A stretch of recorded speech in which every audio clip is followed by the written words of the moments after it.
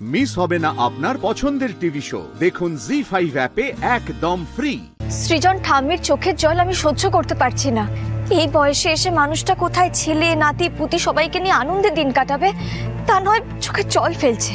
পর্ণা, আমি বুঝতে পারছি, কিন্তু আমি জানি তুমি যখন বলেছো একটা না একটা উপায় ঠিক তুমি বের করবে।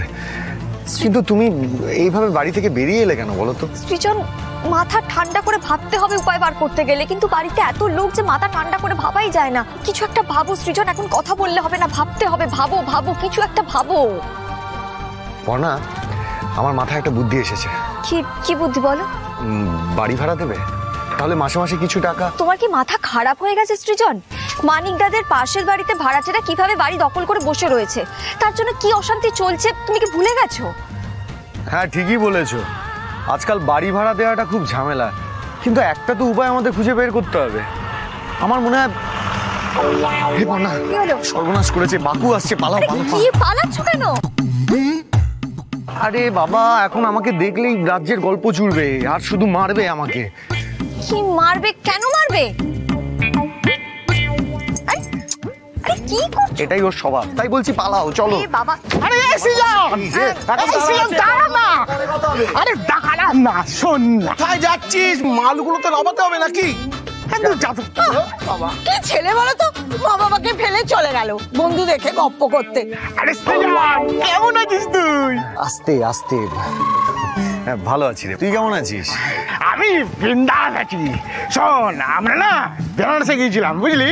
আরে বৌদি যে তোমাকে তো খেয়ালই করিনি। কেমন আছো তুমি?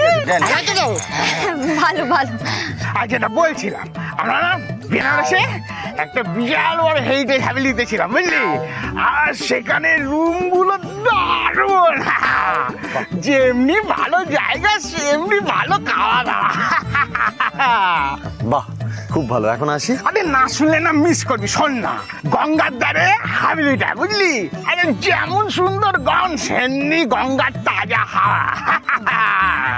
দারুণ ব্যাপার। শোন না, এখন অনেক ঝামেলার মধ্যে আছি। হ্যাঁ, তোর এই হোটেলের গল্প পরে শুনবো, ঠিক আছে? গঙ্গার ধার হাভেলি?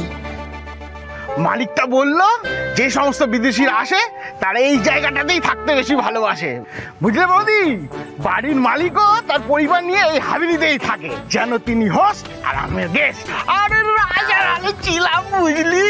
আমাদের এখানকার লোকের মাথায় এসব বুদ্ধি খুলবে না।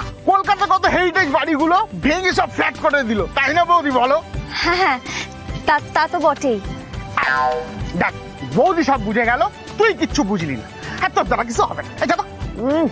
ধন্য হলাম, মেরে মেরে একেবারে কাঁধ দুটো খুলে নিল আমার। সৃজন, তোমার কাঁধ খুলে নিয়েছে সে ঠিক আছে, কিন্তু একটা ভালো রাস্তা বলে গেছে। হ্যাঁ, রাস্তা বলে গেছে? তাও আবার বাকু মানে? বুঝলাম না। হ্যাঁ সৃজন, আমাদের এক্ষুনি একবার বাড়ি যেতে হবে, বুঝতে পেরেছো? জেঠু উকিল ডাকার আগে আমাদের কয়েকটা কাজ করে ফেলতে হবে। মনে হচ্ছে বাড়িটাকে বাঁচিয়ে ফেলতে পারবো। যাকে দেরি করো না, তাড়াতাড়ি বাড়ি চলো চলো চলো। একজন মারছে, একজন হাত ধরে টানছে, কি হচ্ছে বুঝতে পারছি না।